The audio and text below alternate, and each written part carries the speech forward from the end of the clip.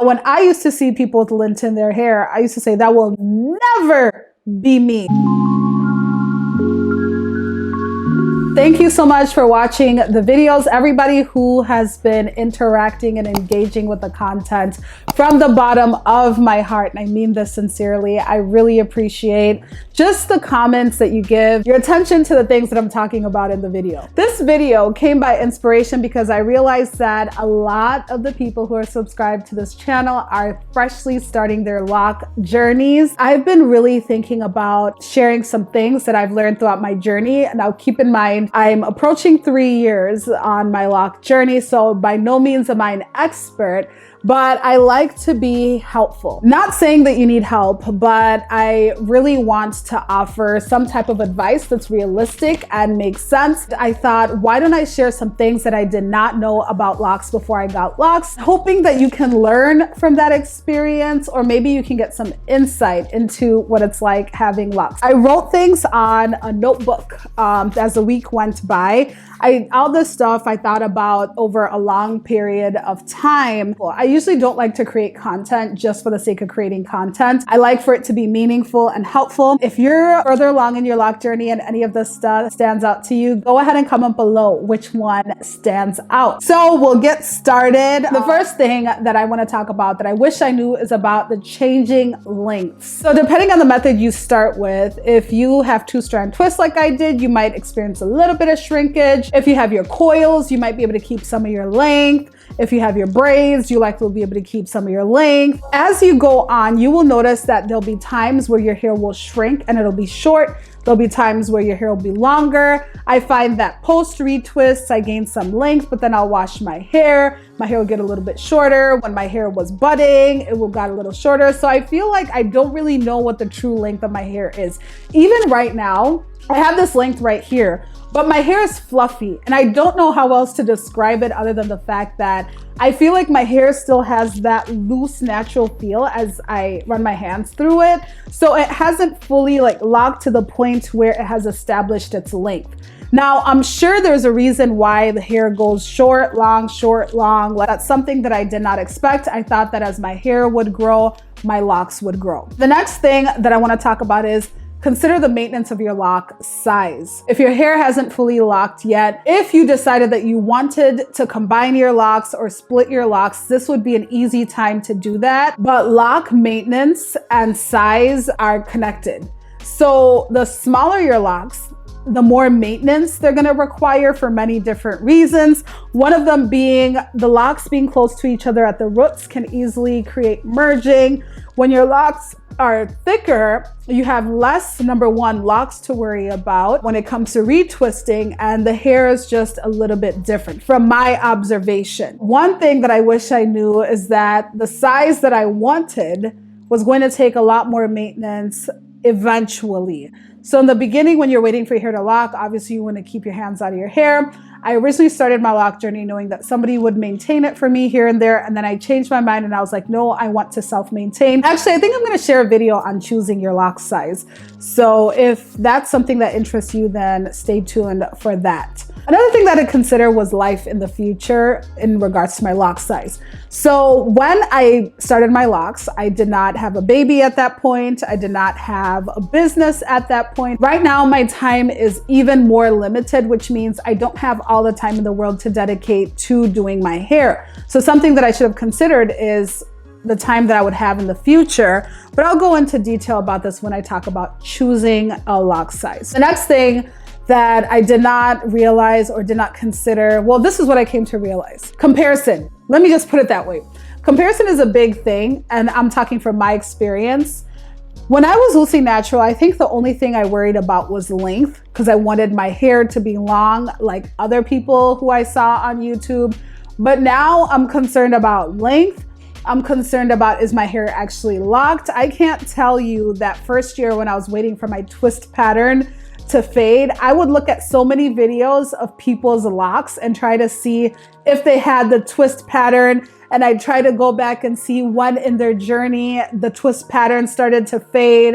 In the beginning, I would watch videos of when people's hair started to lock, and I would compare where my hair started to lock. So you notice the little things that really don't matter. I remember when my ends were coily, I paid attention to other people's locks to see if their ends were coily. When my length started to vary, I paid attention to people's locks to see that as well. So that's something I wish I was prepared for, the comparison to every small little detail for no reason. All these things don't matter, but we do them, I guess. I wish I planned for my hair color. So one random day, I woke up and decided that I wanted to dye my hair red. And then I turned around and dyed my hair black, or I think I did it flip-flops. I don't know. But I had no plans for my hair moving forward, meaning I didn't know if I wanted to maintain the color or not. As you know, as your hair grows out, your roots are gonna be one color and the rest of the hair is gonna be a different color. I did not consider that when I colored my locks. So when my hair was red, eventually I had black roots and then the rest of it was this like auburn red color. And then I dyed it back to black, and the black does better. So I have jet black hair dye on this portion of my hair. And this bottom part is the 1B off black color, which is my natural hair color. And after that, I was like, oh shoot, I don't want to keep dyeing my hair. So I guess I'm just going to have to live with that. So something you should consider if you do want to dye your hair is what you're going to do in the future as your locks begin to grow out. Are you just going to leave it? Are you going to be okay with that? Or do you feel like you're going to need to do something? Next thing that I wish I knew when it comes to my hair is lint affects us all, and lint is a really big thing. So what is lint? For those of us that are new to our lock journeys, it's basically a combination of debris, cotton from your clothing. Oops, I'm hitting my mic. Debris, cotton from your clothing, your locks pick it up.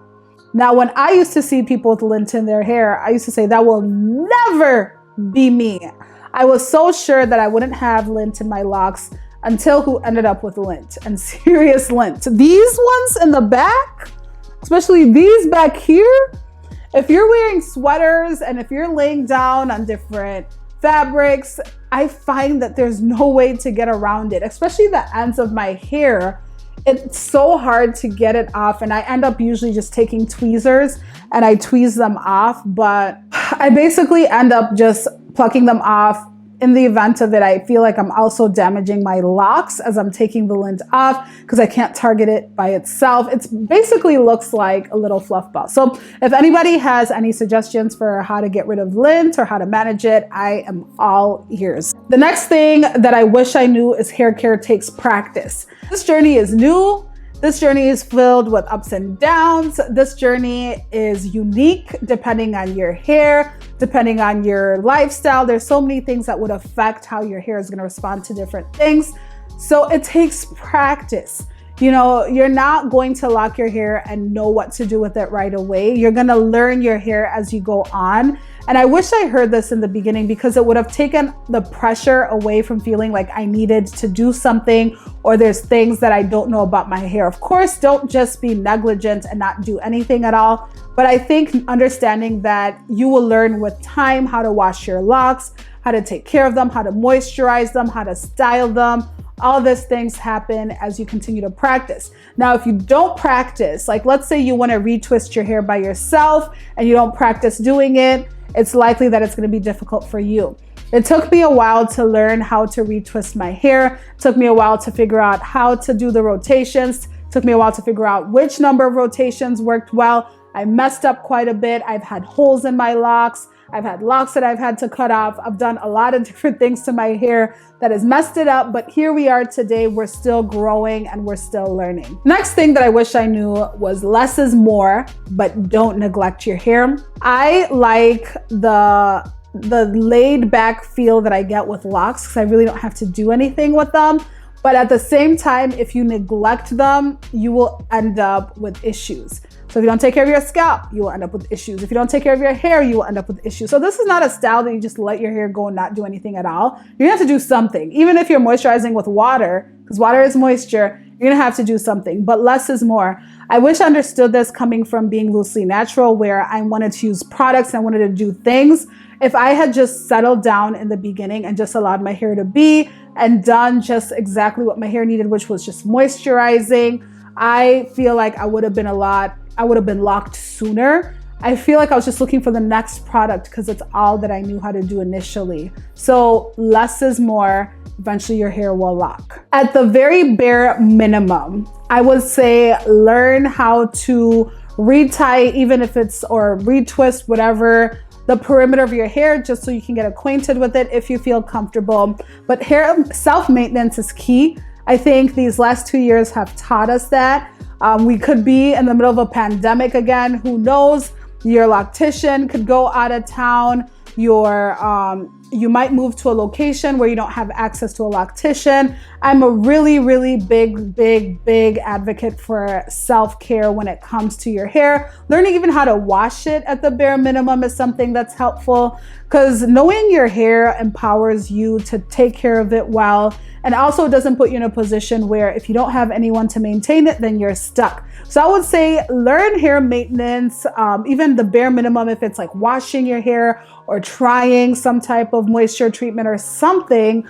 Get comfortable with doing something for your hair. If you need to style your hair for an event, you don't have access to a lock stylist or a loctician, I think it's very important to learn how to style your hair. So those are the different things that I would advise to somebody who's new to their lock journey. I hope that they were helpful to someone.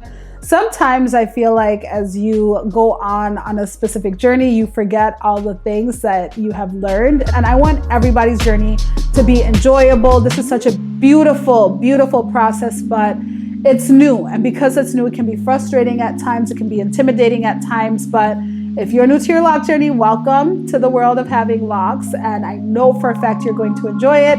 If you're going along in your lock journey, then I know your hair is flourishing and doing well. So thank you so much for watching today's video. If you like this video, go ahead and give it a thumbs up. Otherwise, I will see you in the next one.